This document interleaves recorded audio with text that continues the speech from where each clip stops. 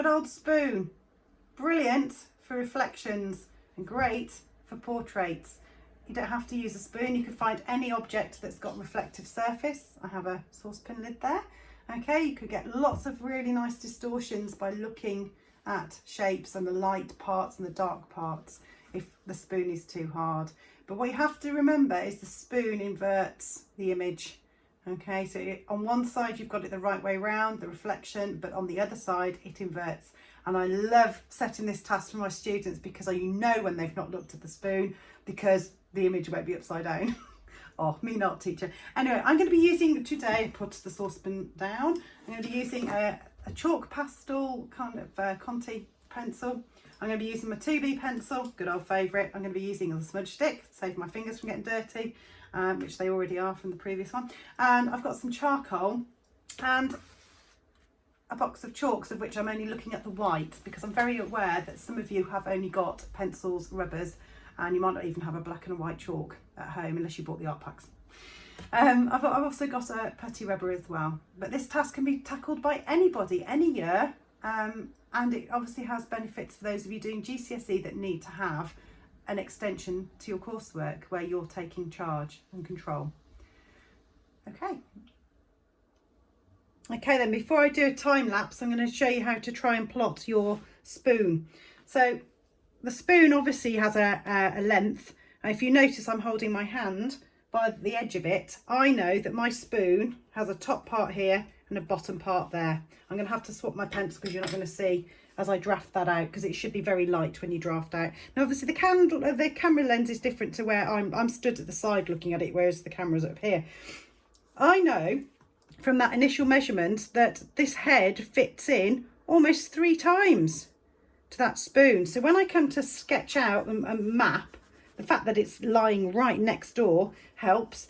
I know that that proportion has to be in my study. And if you just put a little straight line down there, you will be able to use that as a guide as you sketch out the shape of your spoon. Now we're doing quite an easy viewpoint here, folks, because we're looking down on it. It's a lot harder if you were to draw the spoon on its side, which I may well do a little tutorial on or a time lapse on at another point, but because that is a more challenging viewpoint for you to have a go at. When it's on its side though, you're not looking really at the reflections. Whoopsie, what am I doing? Talking, not concentrating.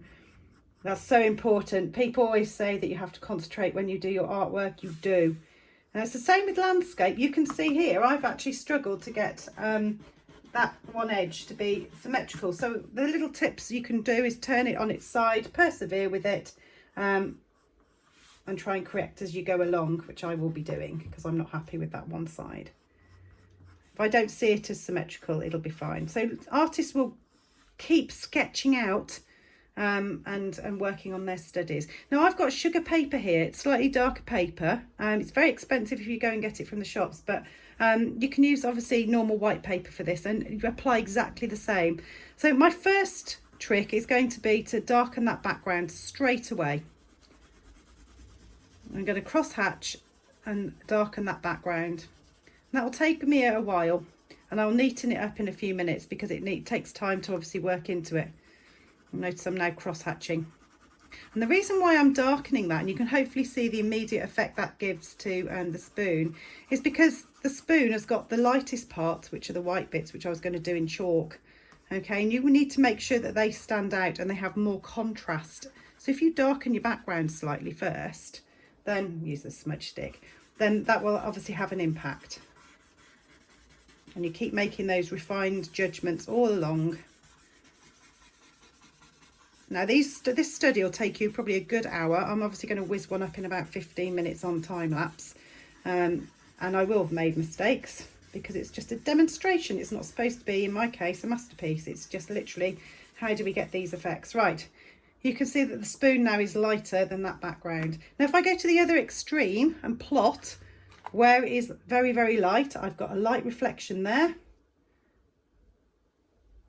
That's terrible. It's all right, I thought my pastels were wrong. I've got a light spot there. I've got little light spots here. And I've got a light spot there. And there's some kind of lighter tones just down here. And I'm going to leave that. Those are definitely where my light marks are. I might argue I've got a very, very slight white rim there and a very slight white edge there. Equally, I can use pastel or charcoal. I can make the dark parts. I mean, I've got this little pencil here that's a special pencil. It's a chalk pencil in a pencil. I should be using that, but I could use the charcoal. Anything that is going to work with my normal pencil, my 2B pencil, to make depth. So I'm now trying to get the darkest part. So effectively, this is a multimedia piece of work because we're not just using pencil, we're trying to use other materials in with it. Now, sometimes it's hard to work out where those dark and those light parts are, and I always squint at it. If you reduce your vision and you reduce the clarity, you will be able to see clearly. Your eyes will work out where the dark parts are and where the light parts are. What I'm about to do now is time lapse the rest of it for you, so you can see how I'm going to bring that spoon to life by refining it and working and smudging. They all stay on there. I haven't used putty rubber yet. Anyway.